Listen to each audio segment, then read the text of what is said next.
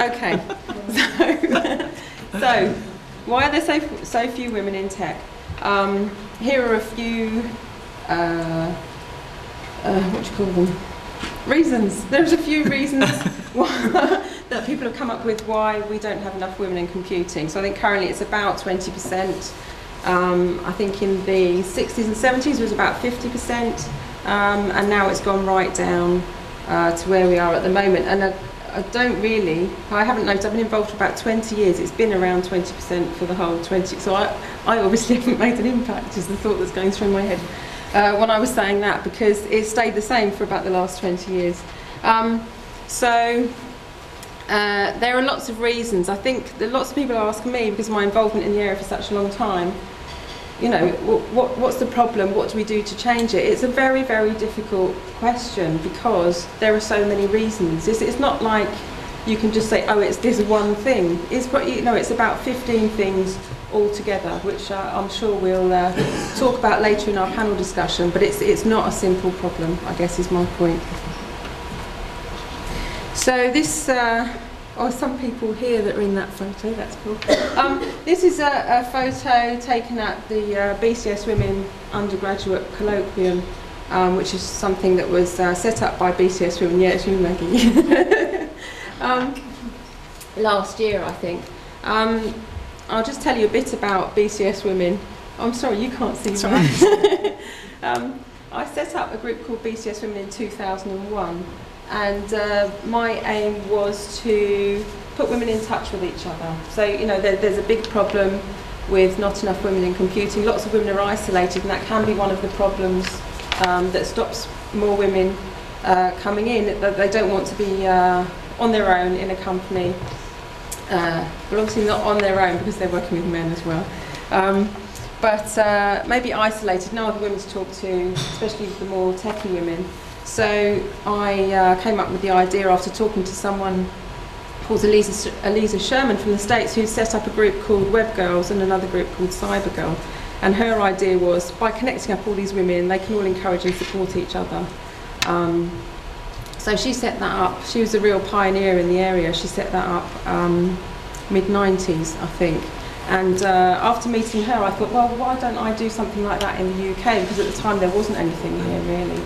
And so I set up a group called BCS Women, which is basically, at the time, an online network it runs around a Yahoo group.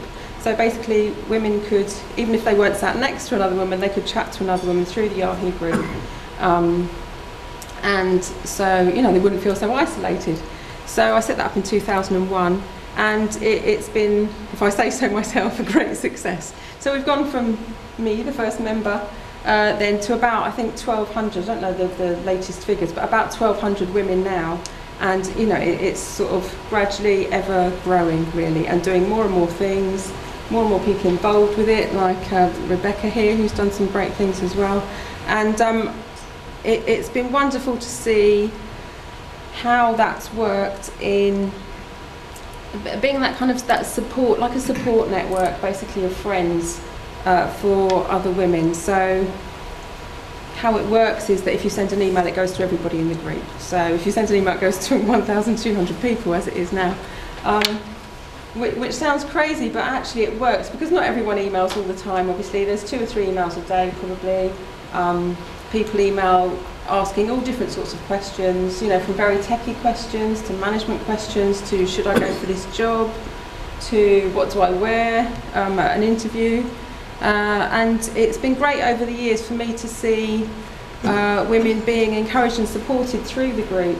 And we've had several successes where quite sort of underconfident women have plucked up the courage to send an email saying, oh, I don't know what to do, maybe I'm being made redundant, or I need to get a better job because I don't like it where I am. They've talked to people through the group. The group's encouraged them. Various people have said various things which have really supported them. And then they've gone on to get a job, you know, and we've kind of celebrated with them when they've got a job. And so it's kind of built up a whole community over that 8 or 9 years now. That I think has really worked. It really has worked. And so I think one thing that companies can do, possibly, is get their female staff to sign up to something that doesn't have to be BCS Women, but to all women or women-friendly networks, and also maybe to set one up themselves within the company. So I really like this picture because it's nice to see lots of women in tech smiling, having a great time, and I encourage you all to find out a bit more about BCS Women. And if you want to talk about it, I'm here. There's quite actually BCS Women members. Do you want to put your hands up? How many have we got here? Okay, that's quite cool. We've got quite a lot. About 20 or 25. That's great. So I think probably if you talk to about half the women here, half of them would be a BCS Women member. So you could just go up and chat to and say, "Are you a BCS Women member?" at the end, and ask them all about it. Hopefully, they won't hit you. So this is just a little quote to kind of sum up the sort of things that people say about BCS Women, and I feel like I'm showing off about the group I set up, but that's not what I'm really doing. What I want to show is that it's reasonably easy to help women to kind of help themselves. If they get together and can interact with each other, it can really make a difference, and it doesn't actually cost anything at all, really. So this is a quote from somebody. "I can say that I got all the power, inspiration and success that I need from BCS and BCS Women membership. It's great to know all you ladies. Some of my colleagues keep asking me why I'm a member of a society when I can't meet its members because it's an online group. And I replied, I meet them daily." So it's like, you know, we have got this community online. We don't need to meet up, even though BCS Women do meet up quite a lot now, actually. Right, that's that. So what do we need to do?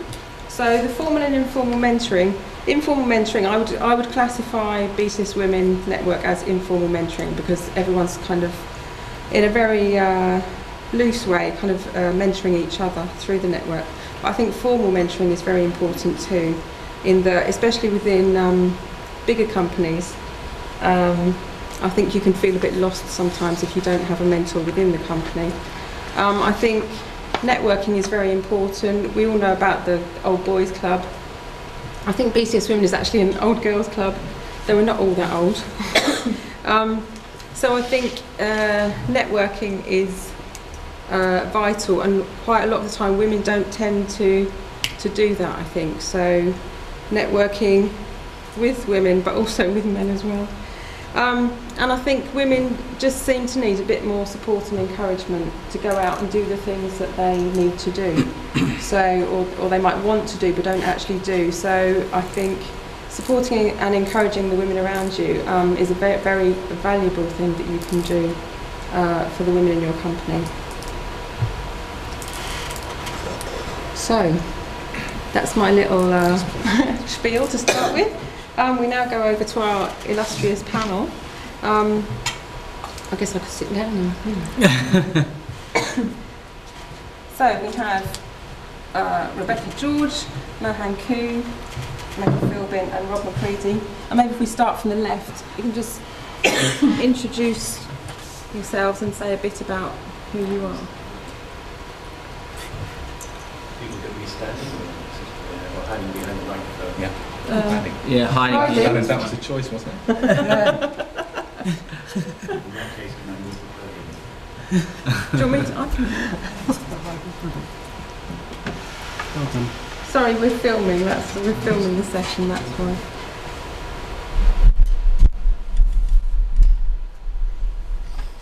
Is that better? Yeah. Good evening, everyone. I'm Rebecca George, and I'm currently a partner at Deloitte, and I work in our public sector practice, managing our relationship with some of the central government departments. Previously to joining Deloitte about 3.5 years ago, I spent nearly 20 years at IBM, and before that I was in the cable television industry, so I've always worked in and around technology. For the last 12 or 13 years, I've been involved in a huge variety of activities, trying to raise the participation of women in IT, and the number of women has steadily fallen.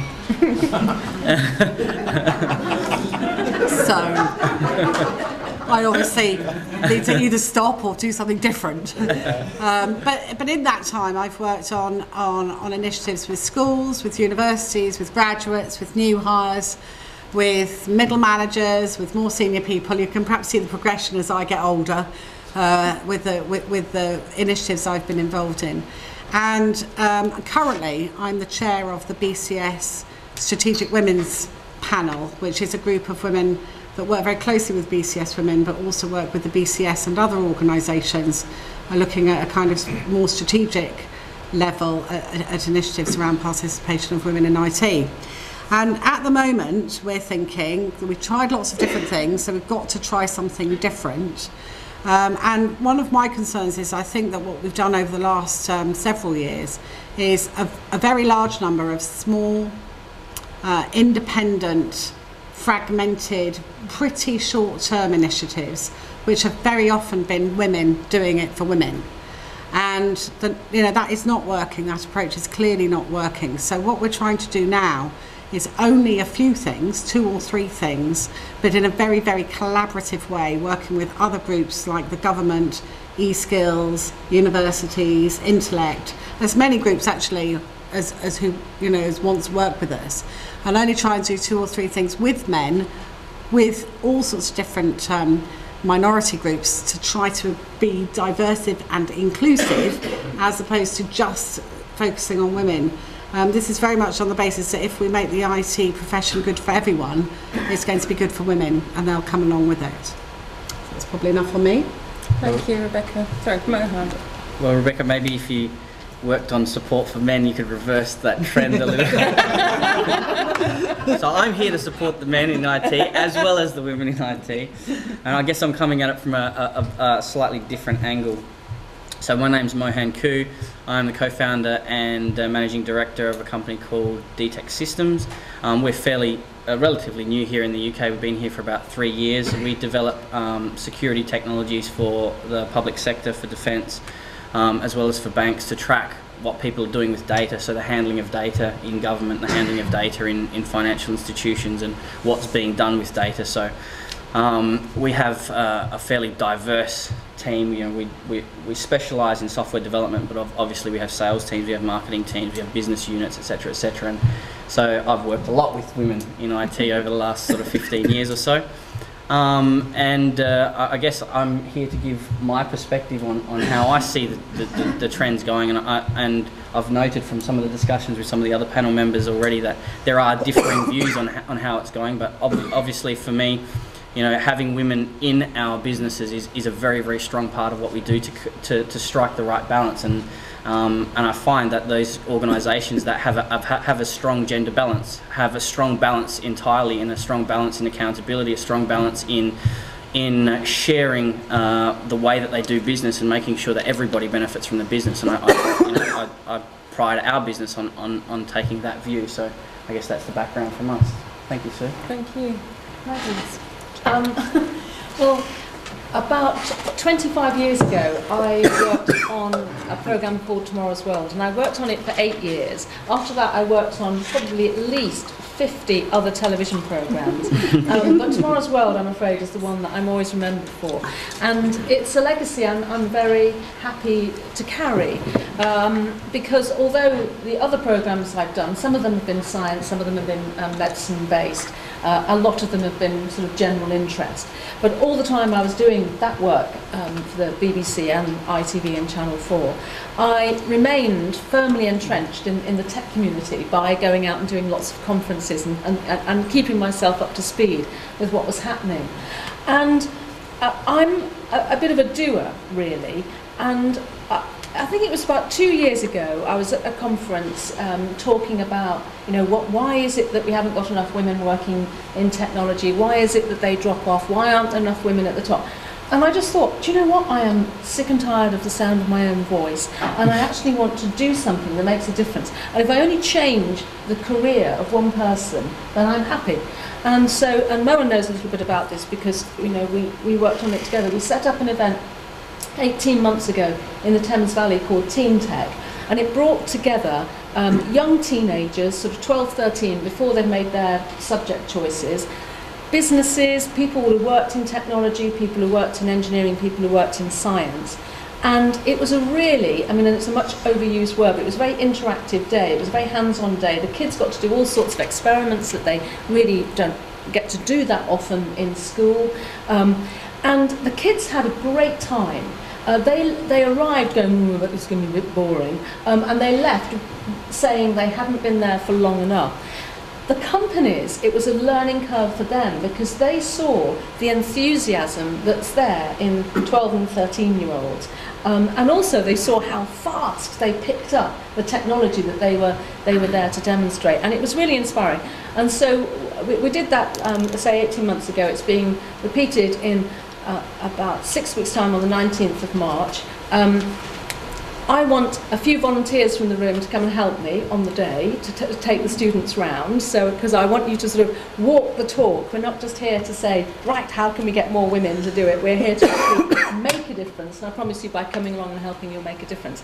So, you know, that's what I'm keen to do, is to really change things, because I think that there's so much female talent out there. We just did an introduction. Sorry, I've been gone forever. Right, so you can.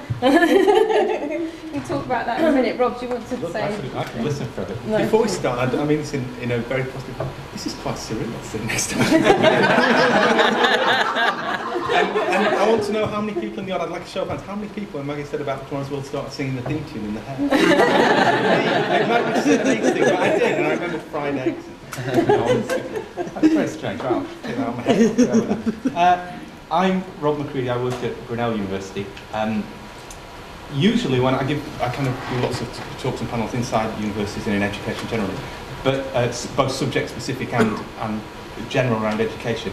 And I generally tend to gauge the audience and tell one or two stories. Either my background is in physics and hard computer science, and I'm guessing that's the one I should go for tonight. But actually, the stuff I've done much more, well, more recently, for the past 15 years probably, has been much softer in the fact of human-computer interaction, psychology, organisational behaviour, organisational learning, use of technology in organisations. So I kind of span that, but in certain roles, I used to be a dean of engineering and computer science, and physics came out a lot in those conversations because you never got anywhere if you said, as soon as you said soft things about psychology, people just, that was it, they weren't interested. So I've done a range of roles from obviously lots of teaching, but through head of school, dean of faculty, pro-vice chancellor, and throughout that I've had a focus on our students. And something that stayed pretty stable for me, maybe changed a little bit post my time as a student, was that the number of women studying particularly computer science has been woeful. And the stats, interestingly, the higher education area has only recently started to publish gender statistics. It's only the past few years that they've done it. But you're struggling to find any institution in the country, any university in the country that has more than a third of the cohort women.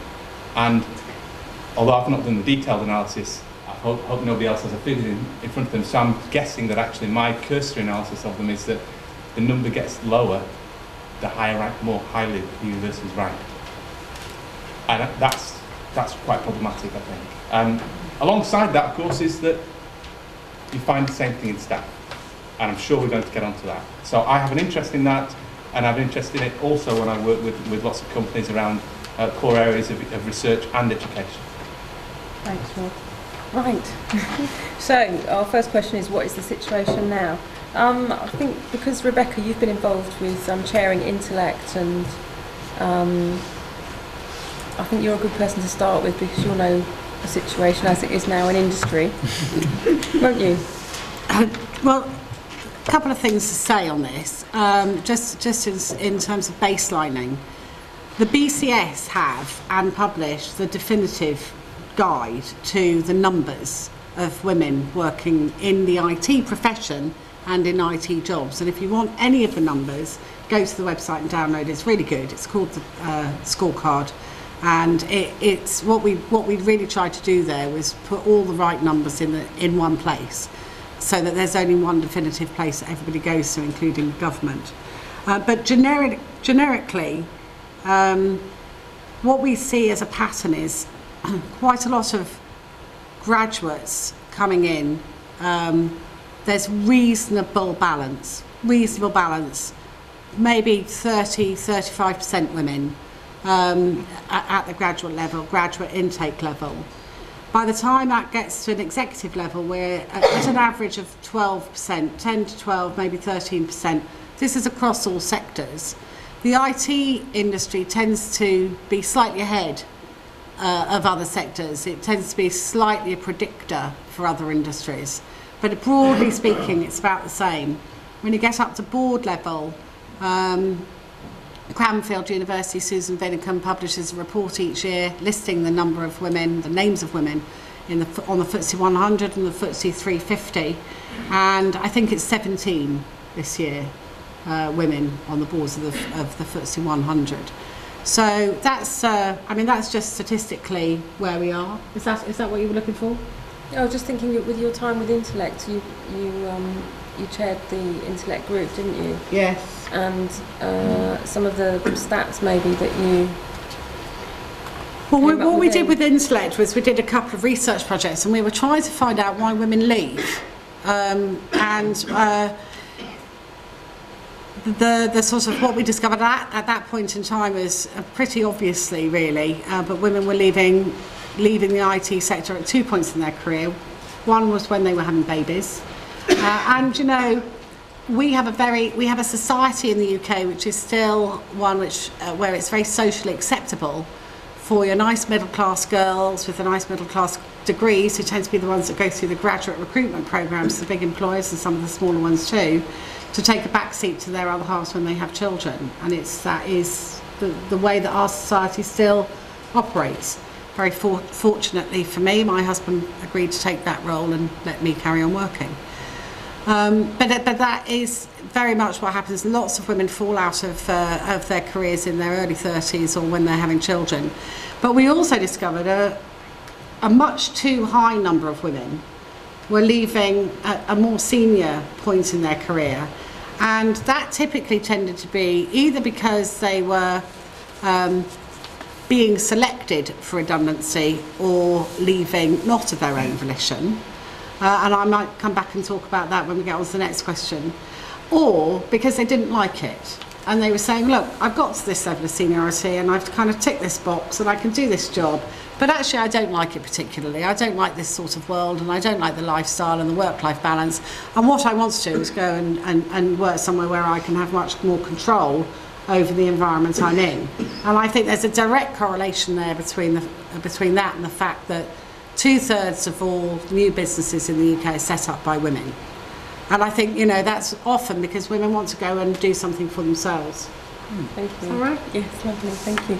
Mohan, do you want to tell us about your experience? Yeah, well, before I do that, I think one of the things that I hadn't thought of before, which kind of strikes me as you were talking there, Rebecca, is maybe one of the things we need to do is to influence men to become house husbands more often. That would really be a supporting. It's worked very well. Yeah. They're really good at it. Really good at it. I think I could do it. But yeah, I mean, from my experience, and you know, one of the things that I definitely have seen in the last sort of 10 years in what we're dealing again with a fairly a well-balanced mix of public sector and private sector as well, and we're seeing in upper level senior management type roles and board level roles, we're seeing a lot more women come up into those type of roles. But to distinguish between the reasons why I think we're seeing a higher uptake in the upper level in the industries that I'm dealing with anyway, is because a lot of those roles are not technology based. They're not engineering based roles. And today, you know, a lot of the technology companies that are out there have a very small percentage of their staff which are engineering based. A lot of them are creative. I mean, if you look at companies like Google, for instance, if you look at Facebook, if you look at a number of, you know, Apple applications that are out there, and now, you know, everyone that's got an iPhone knows how many applications are available, and there's oodles of companies that are coming up and creating their own applications and stuff like that. And a lot of it's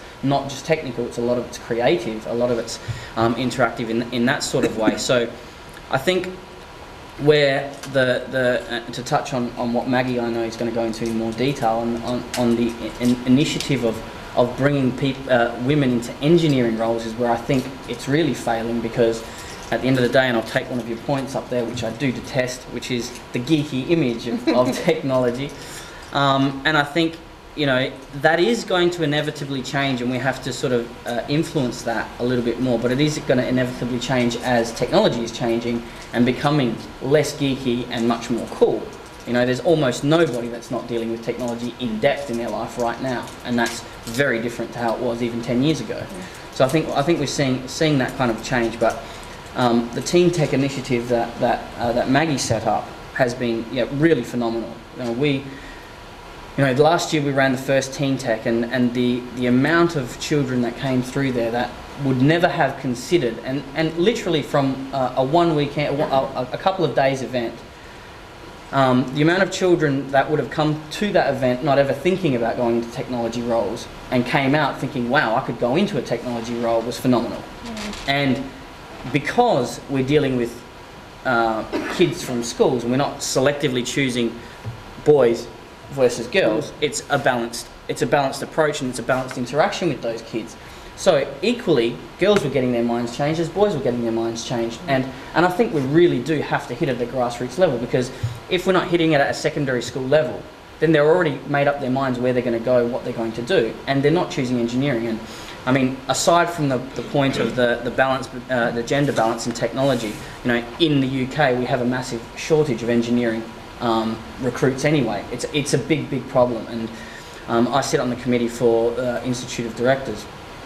And that has been a big initiative drive for us right across the board in the UK, is to be able to influence more children to get into engineering, and to influence more homegrown engineers rather than us having to constantly import them, which was what really was the driver behind the Teen Tech thing. And I think that's a very powerful driver for us influencing young women to come in and consider those types of roles and understand that it's not just about sitting behind a desk and programming. You know, there's marketing roles that are going into it, there's all kinds of business development type stuff, there's creative stuff that goes into it, which seem to be the drivers, a strong driver for women to take up a career.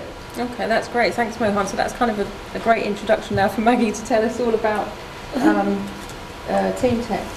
Well, I mean, I think you probably sort of like got the gist. I mean, I am dead serious. We really would like some people, and going around with a group of 10 kids and, you know, introducing them. We've got sort of like, you know, the BBC, you've got all of their latest technology there, big companies like IBM and BT will be there as well. But just picking up from what you're saying, I think obviously it's really important to inspire girls and encourage girls and get them to start thinking that maybe, okay, they may be thinking about being a lawyer, but that doesn't mean you have to drop physics and maths now, because you can still do science subjects and then, you know, do conversion courses to law later. But I think once women have decided, well, maybe this is an interesting area, we just have to be a little bit cleverer at supporting and looking after them. I think, you know, you mentioned about networking, and although women, I think we believe we network, but I don't think that our networks are as diverse as blokes' networks. So we don't have the same range of contacts, and that means that, you know, the tendrils don't spread as far as they might do for someone else in exactly the same position with the same talents and the same abilities. So I think that needs to be really flagged up. So, because if you know that you've got a weakness there, then you can address it, and if you don't know, then you can't. And I think also within companies and institutions, educational institutions, if you do an audit and you look at what you're doing, then you've got something to aim for and change, haven't you? And although I know companies are doing it, sometimes it strikes me as being slightly half-hearted, really, in that it's not making any difference. Women aren't staying. People, you know, we're all sensible, aren't we? And you take a long view and you think, actually, if I set my own company up, I think I might be happier, and at the end of the day, I might earn more money. I've actually sat next to someone, and I won't mention which company it is because this is being filmed, but it was a major one, and he said, I sort of mentioned it was an awards do, and it was a very blokey evening, and I said, do you know what, you know, this room, you know, could probably do with some more women in it, really. Are you not worried about the fact that you don't seem to be getting that many women through to the, you know, the top levels of the company? And he actually said, Do you know what, Maggie? The thing is, what we find is that when they hit round about the £80,000 mark, they're not really that interested in earning any more. Oh yeah. We had a long discussion, you know, and he touched upon that thing. Was it a discussion or? Once my jaw had been picked up off, but it was that thing about saying, oh, well, you know, they've got husbands and their husbands earn quite a lot of money, and so they don't really need to earn any more money. And I think it's just funny, but those attitudes, you know, really are there, and it means that it's influencing, you know, that bloke, you know, and people who feel like him, and I'm not just being sexist here, will be making decisions when they are, you know, promoting people based on these feelings that they have, and so that, you know, I think companies have got to do a bit of auditing, really. Yeah, I've actually come across that several times which has really surprised me, where men have thought that women are all married and they've all got a husband who earns more than they do, and so they don't really need to work. And it never occurred to me that anyone would think that, but it's quite a common thing for people to think. Seems crazy to me, but obviously not to some other people. Ross, you're going to say something? Sue knows me very well, and she knows that actually, unlike most people, money doesn't interest me, but it is much better, and educationalists are in this position quite a lot, to have a partner who earns more than you. And I quite like that. Long may it continue. I was just waiting for the 80k film to go, well, 80k, there are only so many bags you can buy. That's shocking, isn't it? Just pick up the audit bit. I find audit interesting. We audit a lot. In university, public sector as well, and we audit quite a lot to look at the proportion of any groups, and that's a good thing. But one thing that worries me about audit is when we get the answers, I think we're either below the average and we go, oh, we're at the average, well, that's fine. And that really worries me. I don't want a benchmark. I just want to say we want to be really good at this, and we want to get better at it no matter where we are. And I think sometimes I don't mean my institution, but sectors hide behind those kinds of numbers sometimes, and that worries me, because for example, those of you who know the university sector will know that there's an issue about, as you go up the grades, you get fewer and fewer women, you get grades, and I know universities look at it and go, we're at the average, and that kind of seems all right. No, the average is wrong, is the answer. Yes. It should be higher, and auditing tends not to make you think that. You know, well, they don't all, do they? Because I mean, is it the chemistry department at York, and they realised that it was exactly as you described, and then they thought, right, we're going to do something about it, and we're going to really put our women who are achieving on a pedestal, and we're going to make sure that the whole department knows about it, and all of the local schools, and they really shouted, and it made a difference. No, it does, absolutely, and I was, which I won't go into now, but I was describing some activities we're doing, which have gone down not too well with the other gender group, I have to say, but never mind. So I and I suspect many of the panel will find themselves speaking in stereotypes tonight. Right, it's really easy to fall into that, but I'm going to make no apology for it because it's shorthand. But the thing that strikes me about stereotypes is there's just enough truth in it to keep perpetuating it. So, in this current situation in education, as I said, I shouldn't use my stat too early, should I? I think too early about women. but it is kind of a third at best, really, and that strikes me that everybody's losing out. When we've tried to put together teams around projects, those teams are unbalanced in many ways. They lack particular skills that women tend to bring to them, and the men in them are impoverished as a result in their understanding of how to undertake projects. And I see it over and over again. I'm sure if they were all women teams, they would lack something too.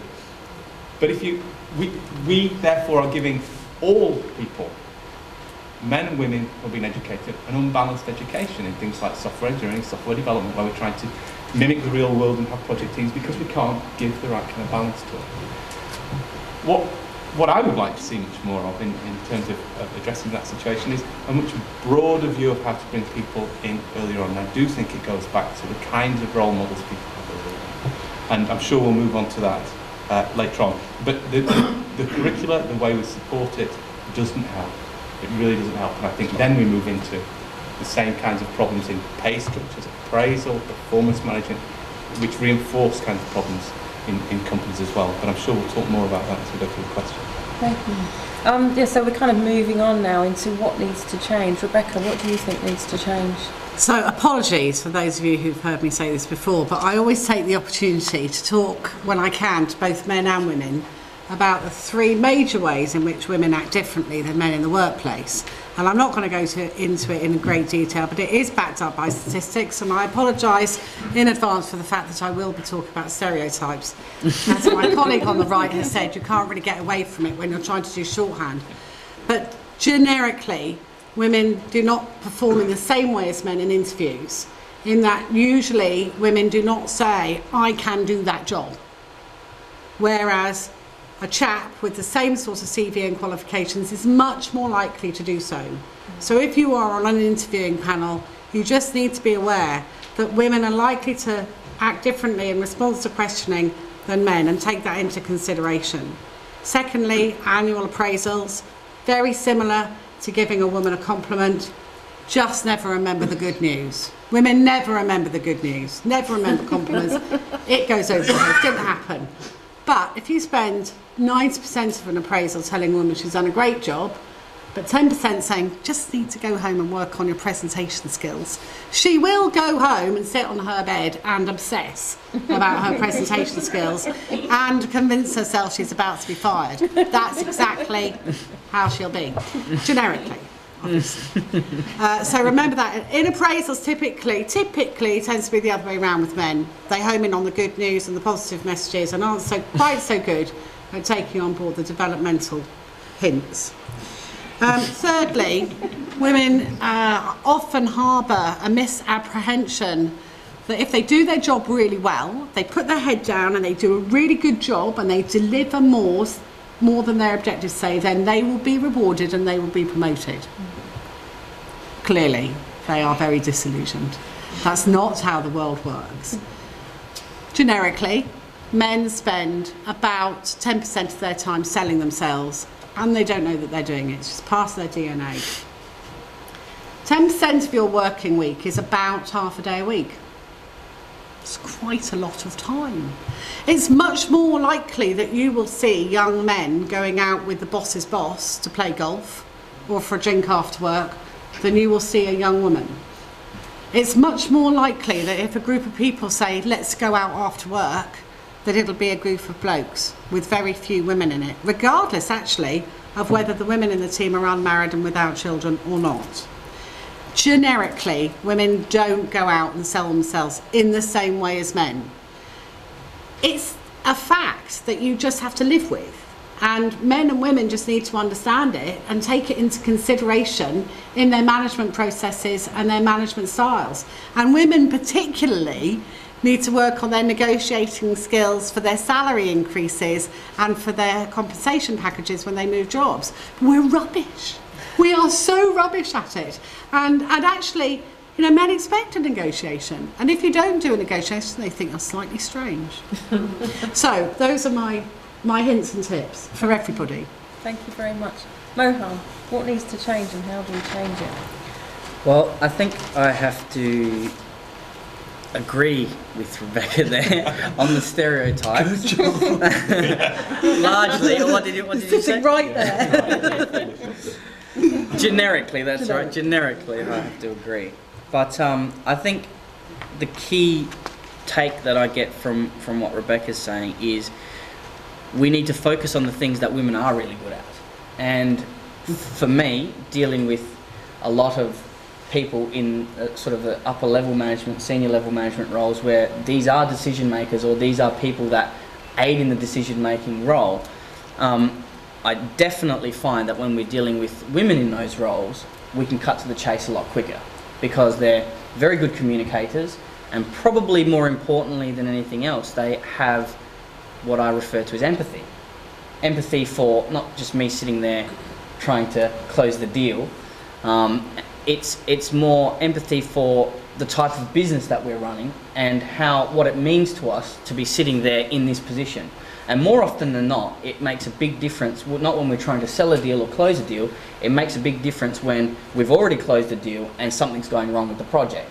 And particularly in public sector, if something's going wrong with the project, it's not, you can't just go and talk to one person. You have to talk to a whole raft of different people. So you've got the supply chain that you've got to deal with. For one specific department, you might have 3 different suppliers that are involved, 3 different people that have to sign off on different things. None of them see eye to eye because they've all got a different perspective on what they want to get out of the situation, how they're going to use it to their advantage.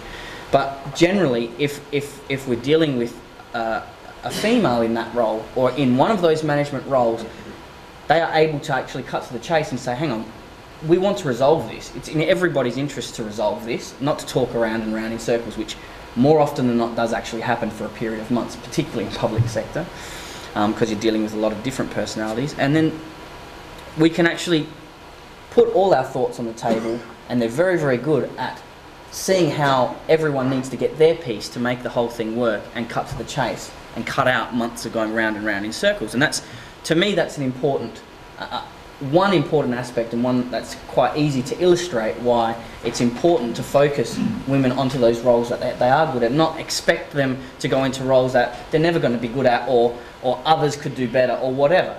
And I think that that's an important part of the understanding, just as I think that you know, the fact that women are leaving predominantly when at 2 specific points, as you raised before. One is when they're having children. I don't think we're going to get over that really fast unless we have more house husbands and promote that side of things. Start a campaign. Well, maybe that's a real case for that. But I think the most important thing, and I will go back to again, I think the most important thing to take off from what Rob was saying as well is, if we're only seeing less than a third of women enrolled in university engineering technology roles, then obviously the problem is happening before it comes to university.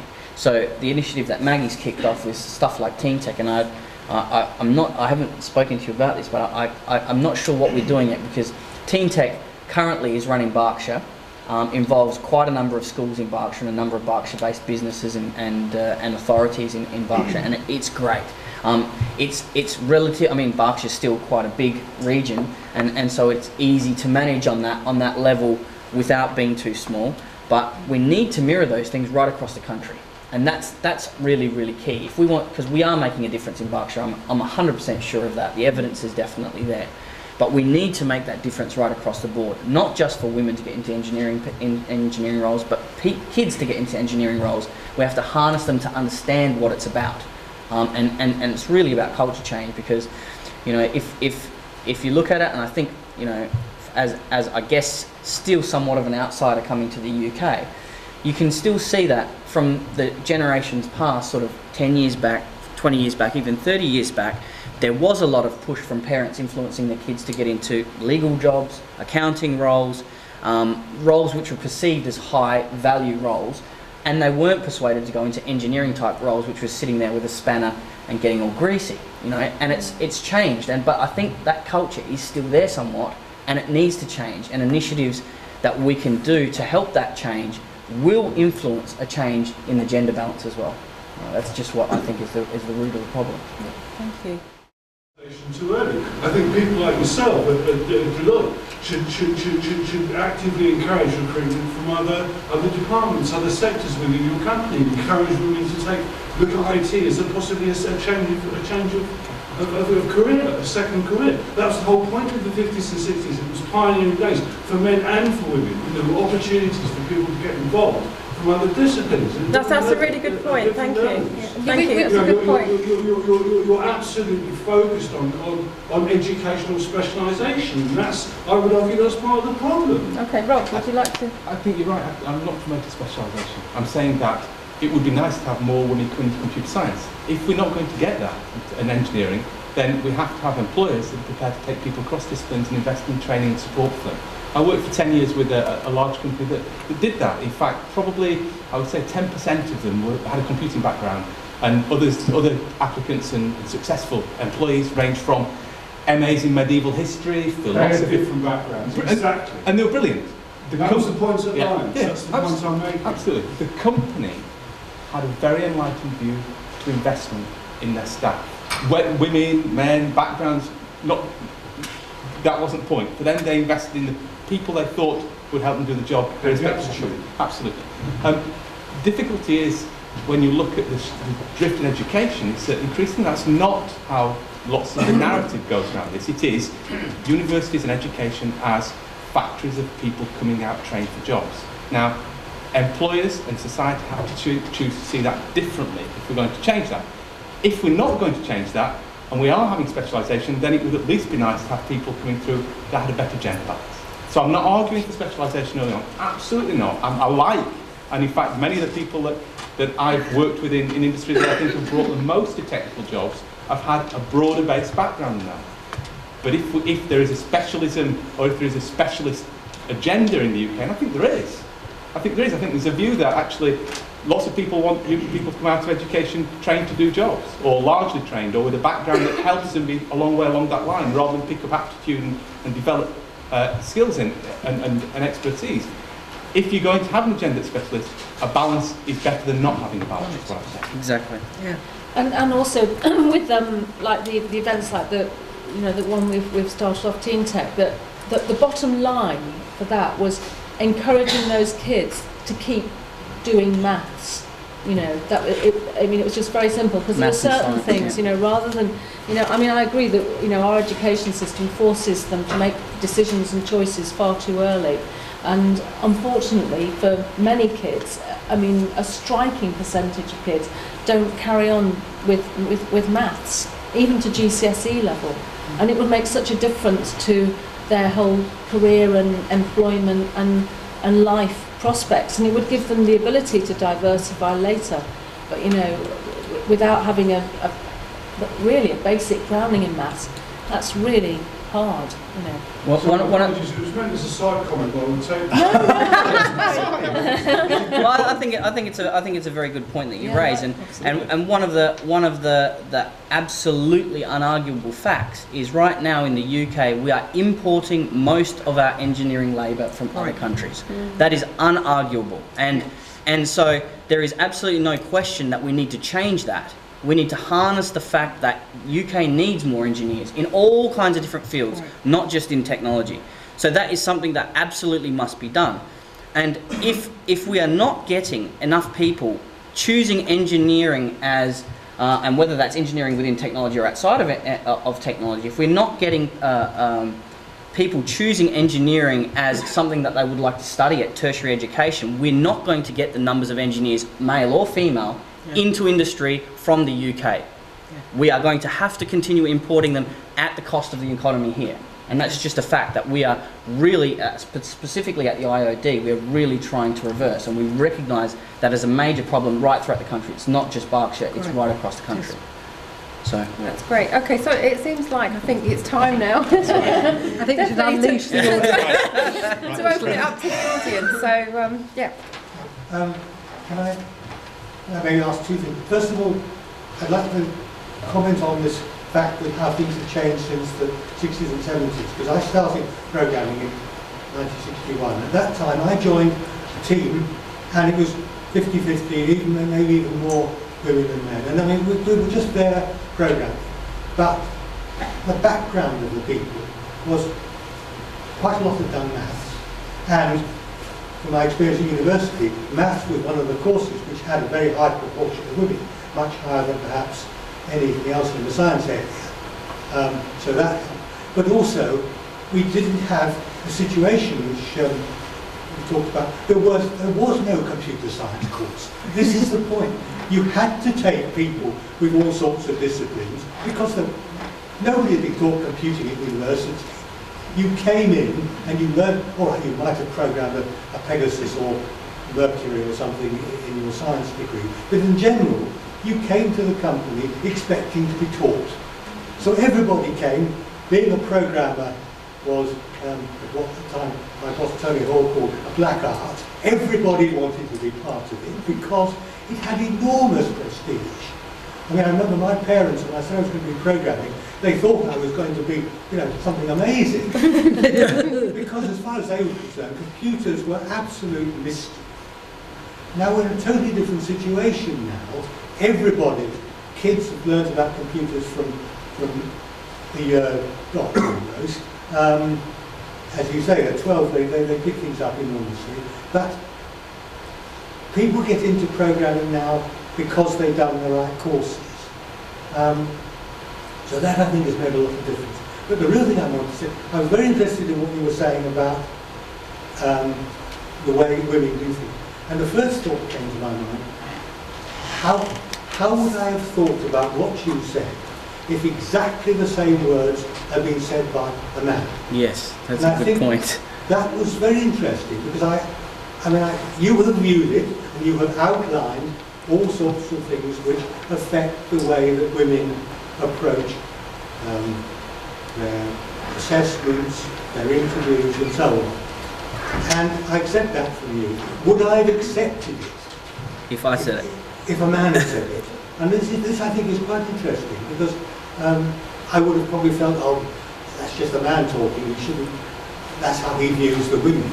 Now, you obviously can say it, and a man can't, so that affects. Well, I'll pick up on that just quickly. There's a chap called Gary Bullard around at the moment. He's got a company called Catkin, and he is ex-IBM, BT and Logica. He's a very, very experienced executive, and he spends a great deal of time mentoring senior women to help them with their compensation negotiations. And he also spends a lot of time trying to increase the participation of senior women in IT. And he says all the same things too, and people listen to him.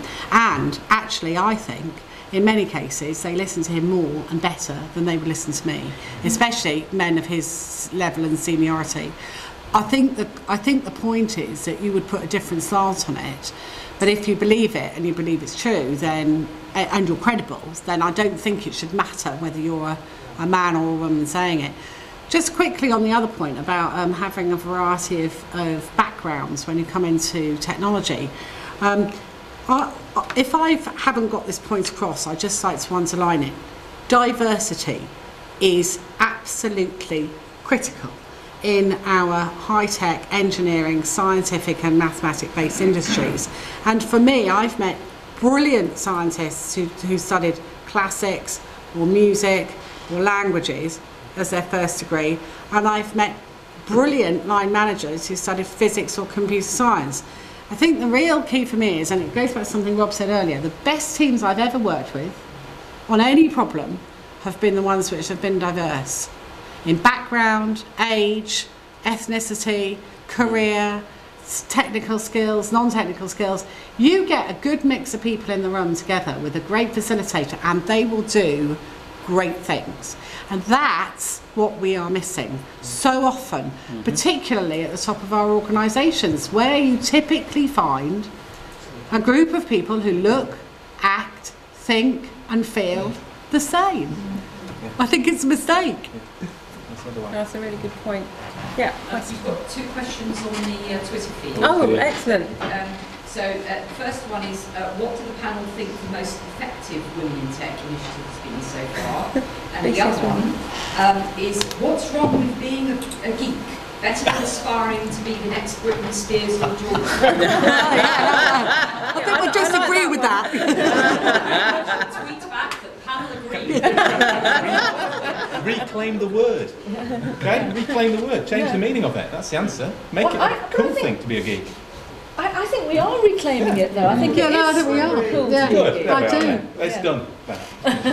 So that question, the first one though, I think is harder to answer, isn't it, about what's been the most effective initiative. You know, I think something that you said was really interesting a moment ago, which is the fact that lots of initiatives have been fantastic, really well-meaning, well-researched, but it's been so piecemeal, everyone doing a bit of this and a bit of that, and trying to find ways of bringing different sectors together effectively is I think, you know, the way to make a real difference, you know. I wonder as well if we're forgetting a whole raft of women that are actually in technology that don't immediately become visible to all of us. But there was an interesting statistic that I think you mentioned, Rebecca, in terms of the proportion of women that are actually starting their own businesses in comparison to men. I can't remember what the exact figure was. 2/3. 2/3, right. Well, I would hazard a guess, and I'm not 100% sure, but I would hazard a guess that a lot of that is to do with online businesses. And online businesses, there's so many sole trading businesses right now, or close to sole trading, very, very small companies being set up by women doing online businesses because they are very, very creative from what they can do with their time at home. So they are part-time mothers, or full-time mothers, sorry. Full-time mothers who are part-time, working online and using their initiatives. Once they actually start shopping online and starting to do much more of their living online, they're starting to come up with ideas, and they're very entrepreneurial about what they come up with, and they start creating their own online businesses, and that's a very strong push in the right direction. And I think that's something that we shouldn't leave out of the loop if perhaps in our statistics we're not looking at those things as well, because there's a perfect example of how women can use, not change the things in their life that they absolutely can't change, but using their circumstances to do something creative with that circumstance and working within the parameters that they're given. I think that's something else that we perhaps need to keep in mind. Yeah, no, that's a really good point we haven't mentioned. Yeah, lady at the front here. I'd like to start making a short comment on why the women that are leaving and why they're not coming back, and then leading to a question. I mean, I've been in the industry for a very long time. I think I've had to change house 3 times because I hit the glass ceiling every couple of years. I'm a high achiever. And always, I find interesting the 80,000 number, because it seems to be when you reach that one and you apply for jobs that are above that, you always kind of, oh, we don't think you've got the seniority, we don't think you're hungry enough for it, we don't quite think you've got the leadership potential or whatever. No matter what you've done before, I think you get self-fulfilling stereotypes there. But I've noticed hiring in technology as well, that I think the insistence on degrees in computer science makes it very hard for women that have started maybe earlier, stop to have children, trying to come back, they don't have the right degree. And there is also a very strong ahistoricity in the business, where if somebody's stopped for 2-3 years, I think they're out of it.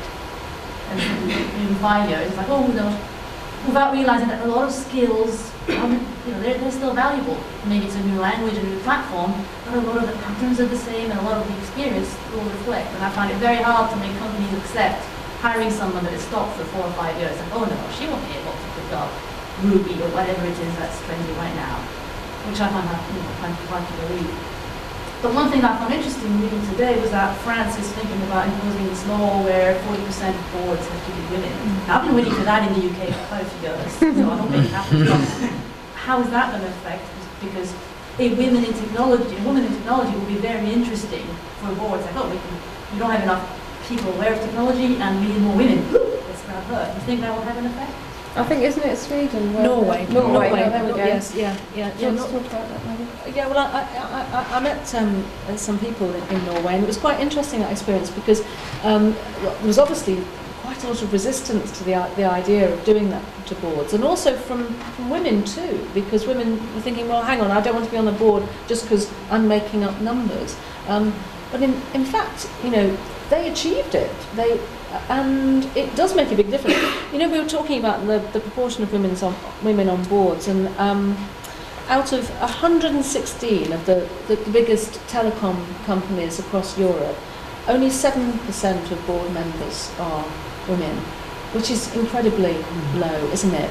And it does affect everything. It affects the way that company runs. And another thing, just in terms of stats, in terms of venture capital, which is being successfully raised or not by women, women do find it harder to when they've got an idea, to get serious funding for it. Mm-hmm. Some venture capitalists have never ever given money to a woman.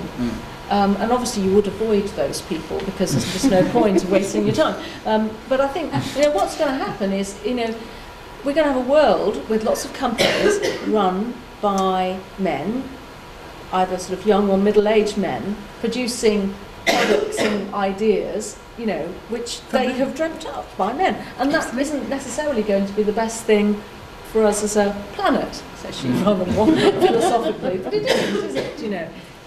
So I think that those things need to be recognised and somehow addressed. Thank you. On the other side of that flip coin, there is and I can't remember for the life of me, but I know there's 2 European venture capital companies that are only invest in women.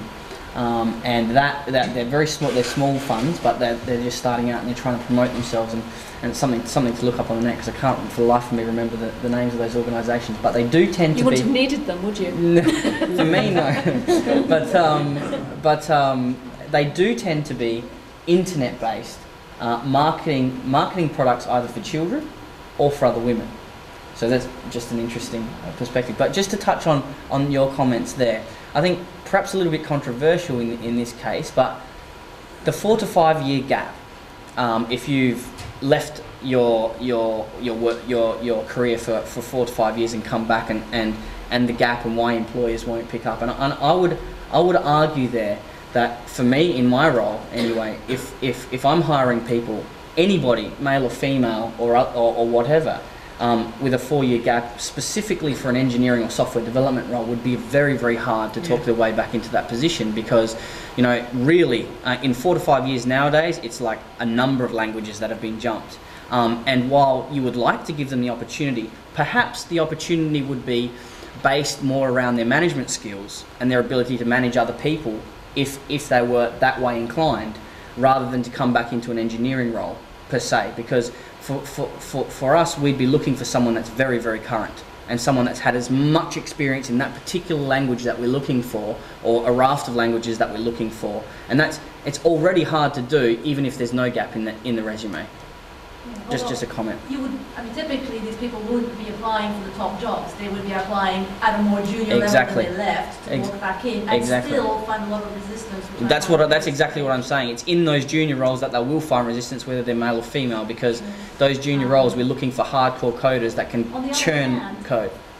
If you hire the hardcore coders that have started with the new language, which is often a very young bunch, they will reinvent the wheel, because, and I find that, I'm not that old, and I find that people are suddenly reinventing the wheel, like, yeah, well, that was in Web Techniques in 1996 in another language. Why are you not knowing that? Well, I mean, that's quite a good point, because for us actually, when we're looking for programmers, unless it's really to churn out a specific type of code and just churn, there's no creativity required.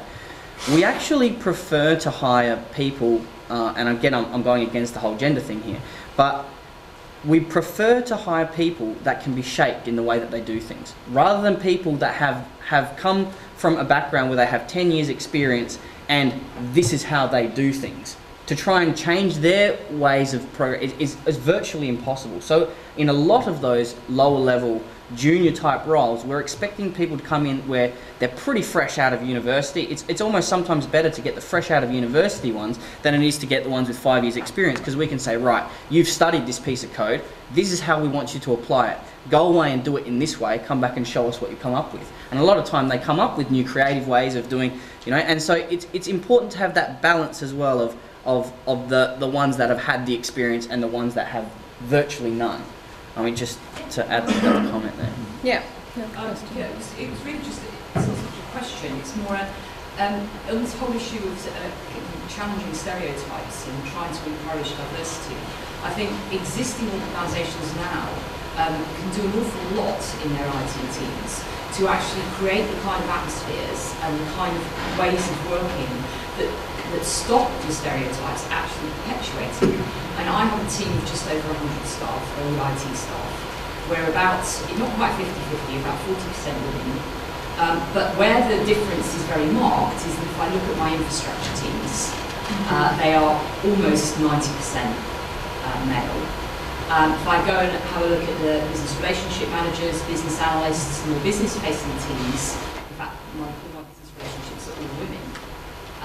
Business relationship managers are women. But what we can do, and what I do try to do, is mix up things like where people are co-located, so that you don't stick all your techie boys down the end of the corridor with your machines where they never see human beings, they never see a woman except when they go home to their wives, because you get a laddish, male, stereotypical culture developing, and it just doesn't, you get those stereotypes self-perpetuating. So mix them up, stick some of your business relationship managers in with your infrastructure techs, in the same open space, and it's astounding how the behaviours change.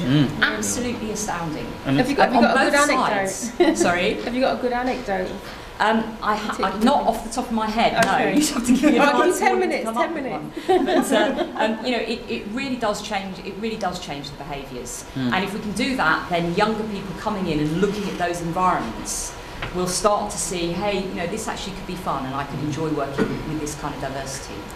One other advantage to having that mix-up is also getting the tech guys to understand what goes out on in the business world, which is a very, very hard thing to do, and the other way around. Very, very important. Exactly. And they both do their jobs a lot better. Yeah, totally agree. Have we got another question? Yep. I'd just like to make a comment that this gentleman made slightly earlier. I mean, and the other gentleman started the whole thing off with, at the 50s and 60s, the country was suffering from the effects of war. We had less men around because they'd been killed in battle, and civilians had also been bombed. So 50-50 split is understandable. And we also had mainframes for program computers, punch cards and all the rest of it. PC and PC networks didn't really develop until sort of the 80s and onwards. Yes, the young of today do have PCs in their home, access to PCs and everything. If the analogy is the same as they have access to it, why doesn't everybody who owns a motor car now maintain their own engine? I think it's absolutely true, and I'll say it on film, I don't care.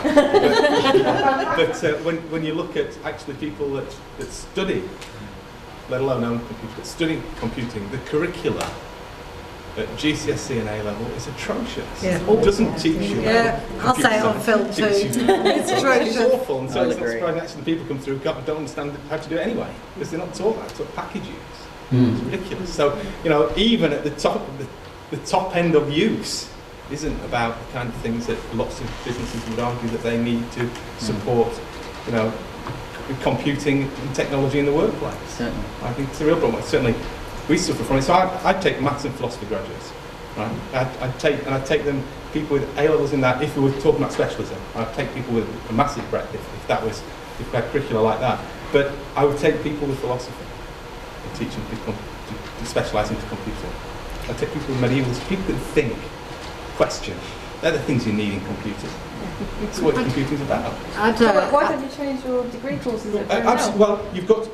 Well, one of the problems with the universities is you have to have a market. You've got to create people who want to study. If you allow me to do social engineering and force people to do it, that's fine. but seriously, if you put on a program, so one of my colleagues a few years ago said to me, what we ought to do is a degree called a bit of everything.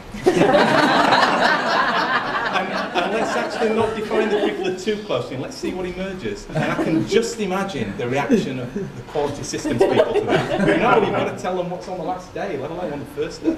Well, maybe the Daily Mail. Yeah, so.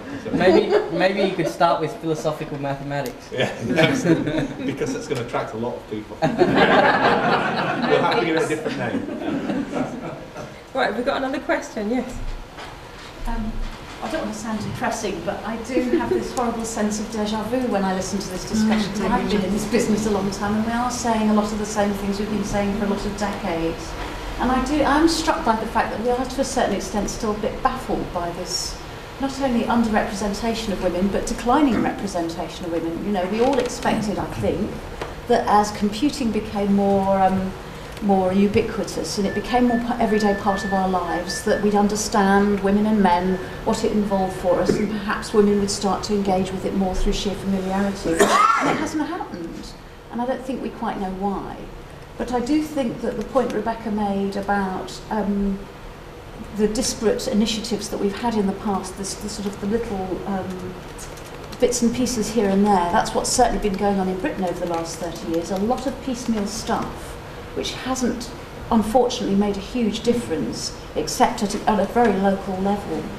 And so I'm absolutely convinced, to answer the question about initiatives that came up on the Twitter, that one of the things that's vital, as in any kind of equality or diversity initiative, that it has to be a multi-pronged approach that deals with a lot of things on a lot of fronts. It doesn't have to be a top-down thing, but it does have to be integrated, because Yusu raised a whole series of issues about why are women not here, why are they leaving, and there are lots of answers. We've discussed a lot of them today. And so it seems to me that for a lot of problem areas, a lot of interventions are needed. And I don't think we've begun to think coherently and systematically and strategically enough yet about how to tackle this on several fronts at once. So I'll just I'll make a quick comment on this. I do think to a certain extent that we are in a point in time. And there's been a very, very interesting study recently which says the people who were born in 1948 are the luckiest people in Britain. You hear that one?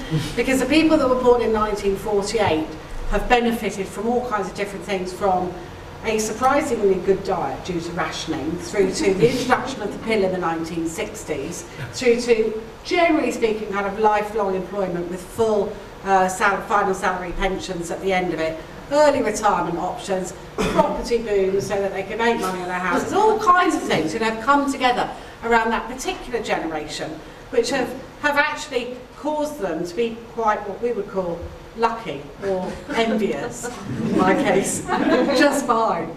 But I think that this ties into your comment, because what we see in the IT sector is by no means unique. It's not just the IT sector. You look across any sector and you will find very, very, very similar patterns, which is why the Cranfield University study is interesting, because actually it's across all sectors. So I do sympathise with the decades I've been there too, and it does get a bit wearing. But the reason I'm still here and still plugging away and still saying the same things and still trying to make a difference is because, I think we will make a difference if we do keep on trying. And but it has to be across all sectors. It has to be in a very global way, taking lots of different points on board, being collaborative, working together. But for me, it's trying to do 2 or 3 things really well. One of them is completely to this team tech idea, which is about, the profile of the industry, its sexiness, the fun you can have, the interest and the money you can earn. So profile and image and so forth. Another one is absolutely around getting more women in senior jobs, through internal promotions and external hiring. And the third is to really engage the universities and the scientific sector much more closely with the business communities and schools, because I think there's a lot of interaction there. We have such fantastic things going on in our universities, and relatively few people know. Yeah, that's a good point. We're getting very close to 8 o'clock now. I thought what might be nice is to spring on the panel, to ask the panel now, what's their one takeaway thing that we could all do? What could we all do tomorrow, or kind of going forward in our lives? What's one thing that we could do that would make a difference? Get men involved. That's why I've done this tonight, in inviting 2 men and 2 women on the panel.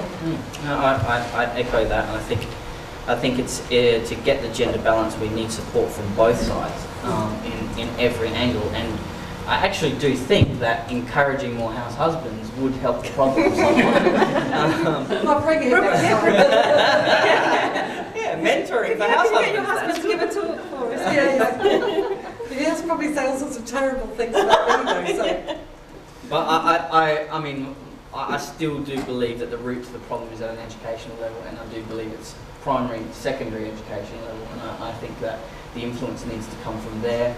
It needs to be about shaping minds, or not so much shaping minds as opening minds to what's really out there, what the real world is about, because unfortunately the kids in primary school and secondary school have only really their parents, their peers and their teachers to listen to, if they have industry to listen to as well, and figureheads and role models that can help them understand what it's really like in the real world, which is completely different to how they're taught in school, then that is a really important thing. So I will back Maggie's Team Tech show any time. Thank you. Maggie?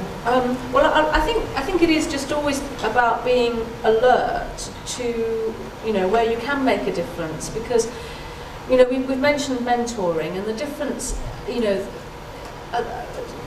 confidence that a woman feels when someone tells her that a job has been done well. I mean, it sounds like a very sexist thing to do, but it does make a huge amount of difference. And recognising, within companies where there is someone with real promise, and because just as you say, women do wait for the tap on the shoulder, and we shouldn't do that.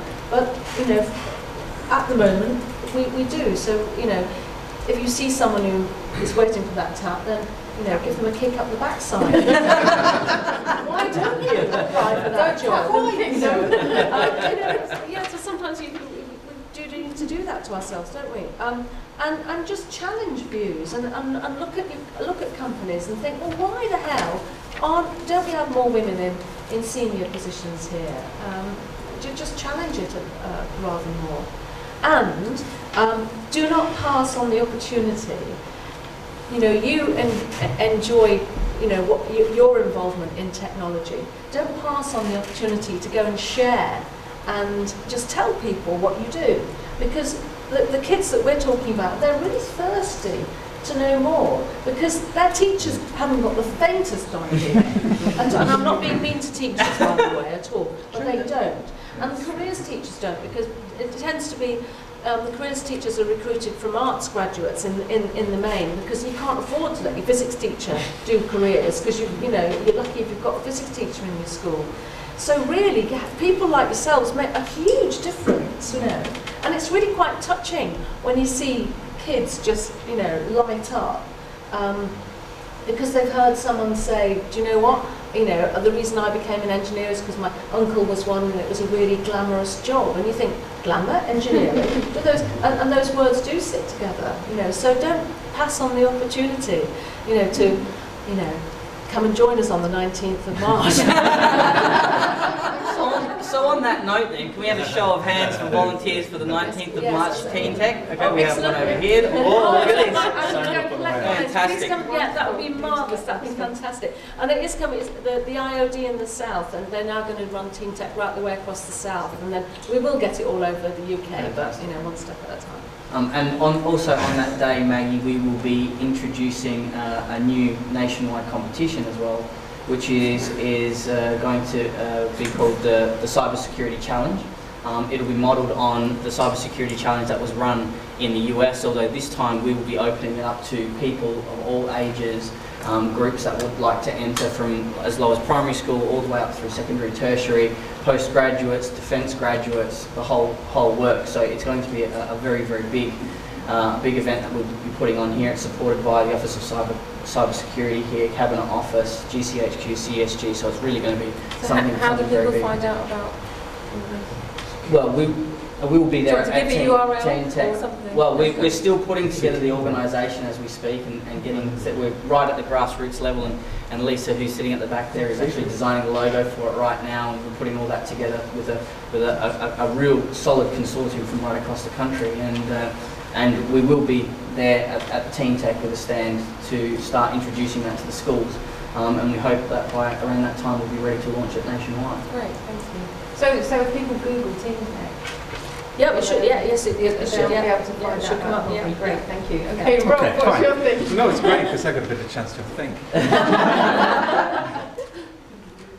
In my experience, not just about equality and diversity issues, but generally, if I get the choice between things being deliberate and malicious or unintentional and based on lack of thought or incompetence, I always go for the latter. So I'd like to believe that the situation is because we're just not thinking about it in the right way. So my take-home point is, keep it in the front of your head. Every time you do something like appraisal, every time you think about recruitment, or in my context, assessment or structuring classes, think about it. Is an examination going to advantage or disadvantage particular groups over others? Right. If it's going to advantage particular groups, don't do it like that. Do it some other way. Same with promotion, appraisal, recruitment, where you structure an office, lay out space, all the things, keep it at the front of your head. And then things will start to change, and it'll take small steps, but those small steps add up quickly. Yeah, that's true. I think that's a wonderful way to finish, a really good tip. Can we please thank our panel for a very